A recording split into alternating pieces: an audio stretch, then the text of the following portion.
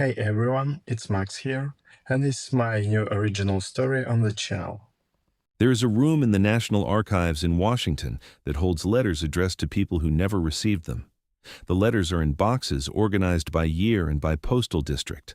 Some are still sealed. Some were opened by dead letter office clerks in the 1860s and 1870s and 1880s, opened to find an address to return them, or a name to identify the sender, or money that needed to be extracted and recorded. The opened ones were resealed with dead letter office stamps. Both kinds are in the collection. The collection is part of Record Group 28, the records of the Post Office Department at the National Archives.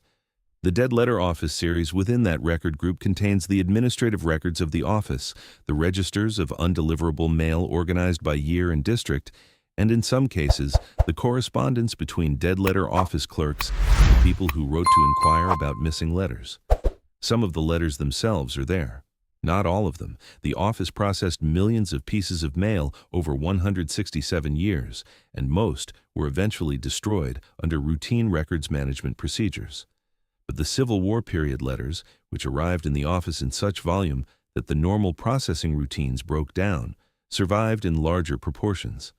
The chaos of wartime mail, the volume, the disruption of postal routes, the deaths of both senders and recipients, meant that the normal cycle of holding and destroying was interrupted.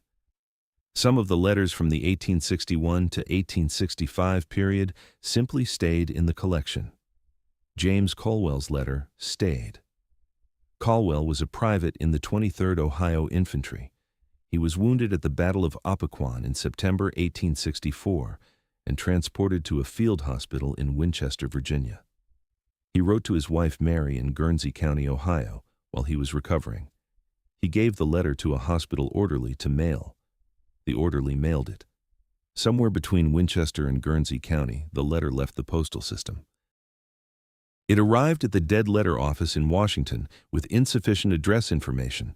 The specific address in Guernsey County was incomplete, and Mary Colwell, who may have moved during the war or whose house number was written incorrectly, could not be located by the postal clerks who tried to deliver it.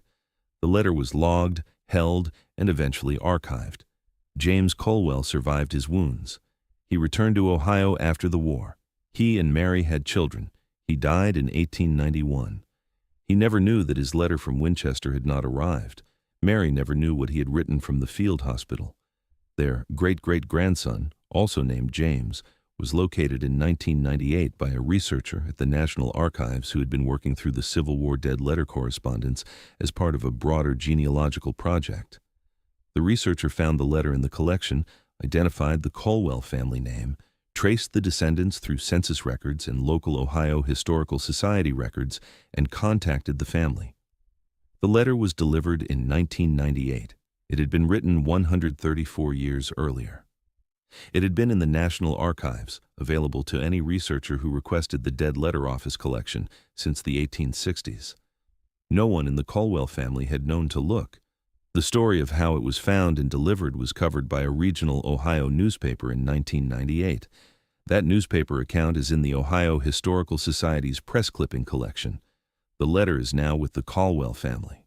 The envelope, the handwriting, the words James wrote from the field hospital. His family has them now.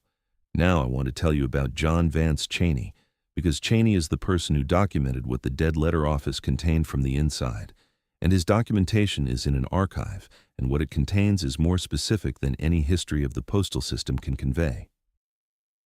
Cheney was a clerk at the Dead Letter Office in Washington in the 1880s.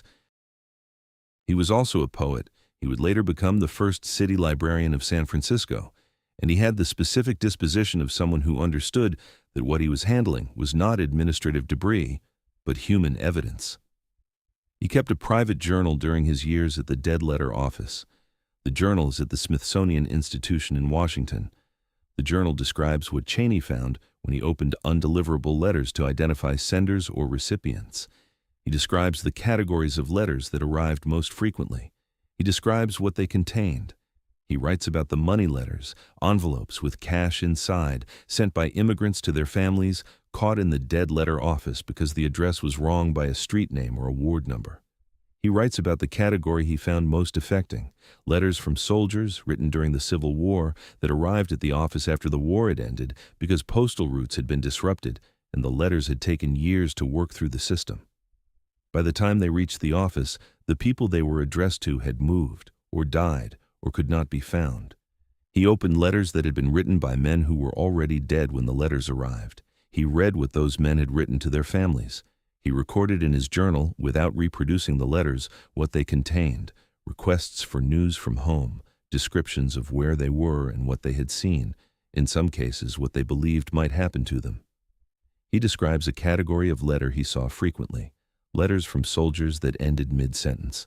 The soldier had been interrupted by an order, by a battle, by a wound, and had given the incomplete letter to someone to mail. The incomplete letter had arrived at the dead letter office, missing both a complete address and a complete message. The journal has been at the Smithsonian since Cheney's papers were donated after his death. It has been available to researchers since then. Very few people have read it in the context of the letters it describes. The letters it describes are in Record Group 28 at the National Archives. The journal and the records it describes are in different archives 3 miles apart in Washington. Nobody had placed them on the same table and read what they said together. Now I want to tell you about the scale of what the dead letter office processed, because the scale is in the Post Office Department's annual reports, and it establishes that the Colwell letter is not an exception. The Post Office Department published annual reports that included statistical summaries of the dead letter office's operations. The reports are in the Library of Congress. They show, year by year, the volume of mail received, processed, and destroyed. In 1870, the dead letter office processed approximately 4.5 million pieces of undeliverable mail. In 1880, approximately 7.2 million. In 1890, approximately 9.8 million. These are not letters that were temporarily undeliverable and then forwarded successfully. These are letters that the postal system could not deliver and could not return. Letters that entered the dead letter office and did not exit through delivery. Some percentage of those letters were destroyed under standard records management procedures. The Post Office Department kept undeliverable mail for a period and then disposed of it. But the period before disposal varied, and during the Civil War period, specifically, the procedures broke down. The annual reports document the Civil War disruption specifically.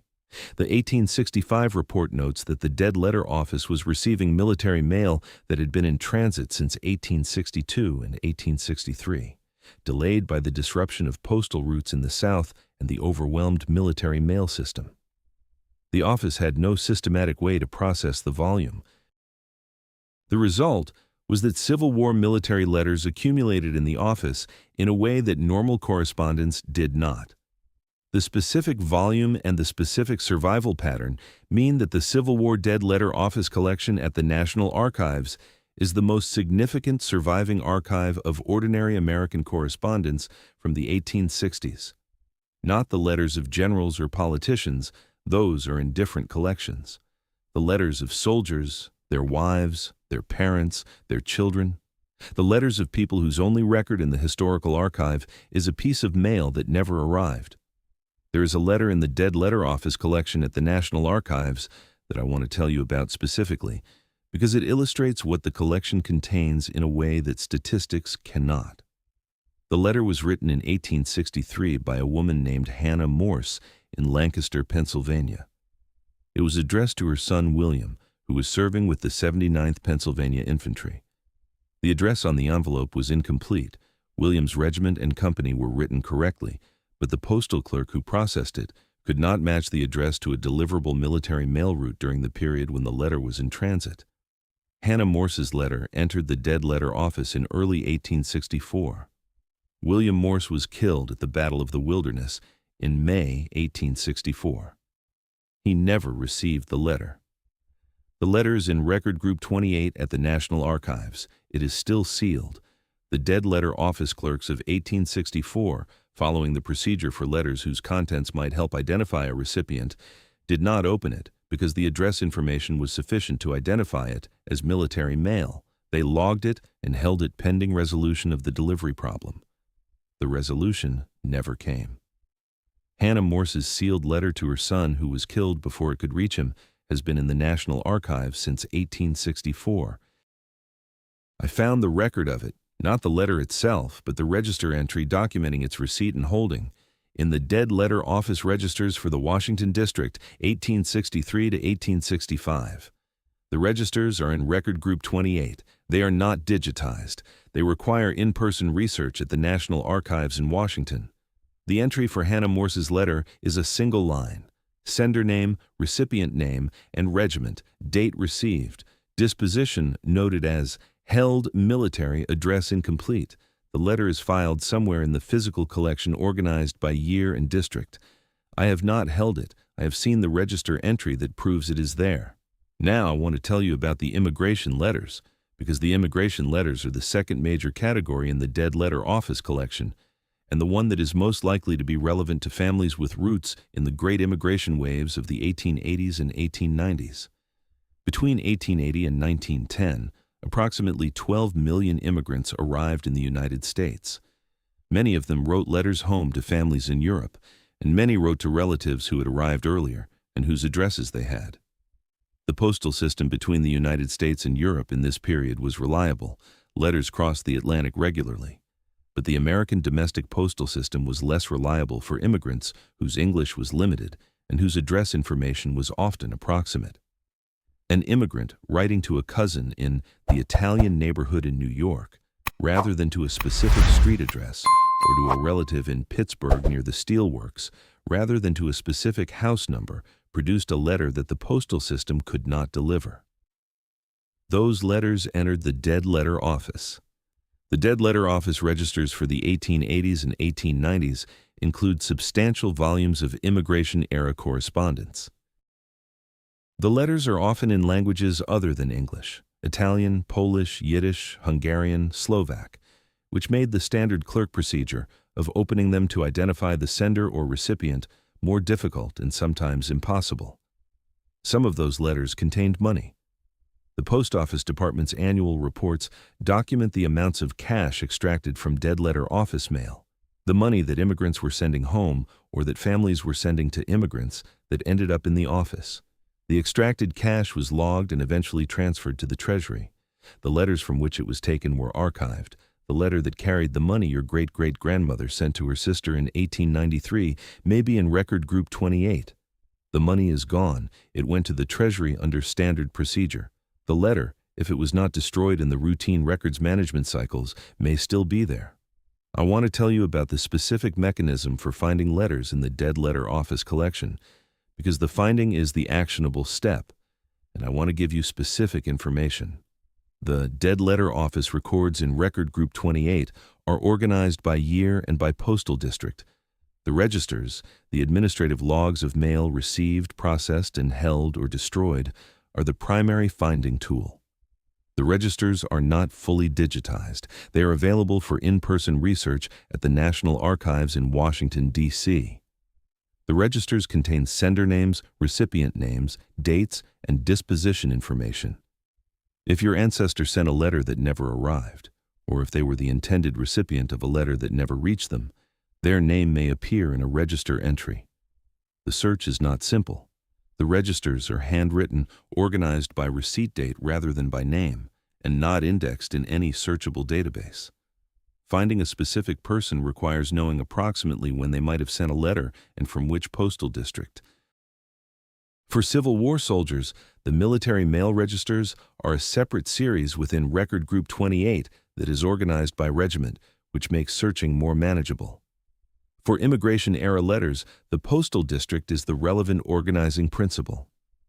If your family lived in Pittsburgh in the 1890s, the Pittsburgh district registers for those years are the relevant series. If they lived in Chicago, the Chicago district registers. Some genealogical organizations and researchers have worked through portions of the Dead Letter Office registers and published indexes. The Federation of Genealogical Societies and various state genealogical societies have project pages describing what has been indexed and what remains unindexed. The Colwell family did not know their ancestor's letter was in the National Archives. The researcher who found it was working through the Civil War dead letter records systematically not looking for the Colwell letter specifically, but working through the collection and recognizing names. Hannah Morse did not know her letter to William was in the archives.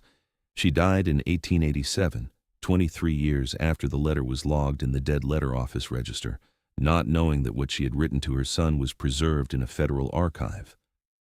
William Morse never knew any letter was coming. He was killed in May 1864. The letter addressed to him was logged in the Dead Letter Office in early 1864. He died 4 months after his mother's letter entered the office that would hold it for the next 160 years. His mother's letter to him is still sealed in the National Archives. Cheney's journal describes the category of letters he found most difficult to process, not because of any specific content, but because of what the sealed envelopes represented. A sealed letter is a communication that has never been received. It contains words that were written for one person and have never been read by anyone. The words exist in a completed act of writing. The writer sealed the envelope and sent it, but not in a completed act of communication. Cheney wrote in his journal, in a passage the Smithsonian holds in his papers, "Every sealed letter in this office is a conversation that stopped before it started. Somewhere a person is still waiting for an answer that was written and never came." He was writing about the 1880s, the Civil War letters that arrived in his office years after the war ended. The letters from soldiers who were dead before the letters found their way to Washington. His journal entry describes James Colwell's letter without knowing it. It describes Hannah Morse's letter without knowing it. It describes whatever letter your ancestor wrote or waited for. The journal is at the Smithsonian Institution. The letters it describes are in Record Group 28 at the National Archives. Both have been in their respective archives since Cheney's death. Nobody had placed them on the same table until now. The Dead Letter Office records are in the National Archives under Record Group 28, the records of the Post Office Department. The Dead Letter Office series includes the registers of undeliverable mail organized by year and postal district, the correspondence of dead letter office clerks, and in some cases the letters themselves from the Civil War period. The finding aid is available through archives.gov. The records require in-person research at the National Archives in Washington, D.C. For Civil War military mail specifically, the military mail registers within Record Group 28 are organized by regiment, making it more feasible to search for a specific soldier's correspondence. John Vance Cheney's papers, including his Dead Letter Office journal, are at the Smithsonian Institution in Washington. The collection is available to researchers by appointment. The Post Office Department annual reports documenting the statistical history of the Dead Letter Office are at the Library of Congress. They are available through the library's online catalog and partially digitized through Hathi Trust. The Federation of Genealogical Societies and State Genealogical Societies maintain project pages describing what portions of the Dead Letter Office registers have been indexed. These are the starting points for families who want to search without an in-person visit to the National Archives. If your ancestor served in the Civil War or immigrated to the United States between 1880 and 1920, or experienced any period of displacement or uncertainty that might have interrupted correspondence, a letter they wrote or a letter written to them may be in Record Group 28. The letters have been in the National Archives since the 19th century. Some are still sealed. Subscribe, because next week we open another file.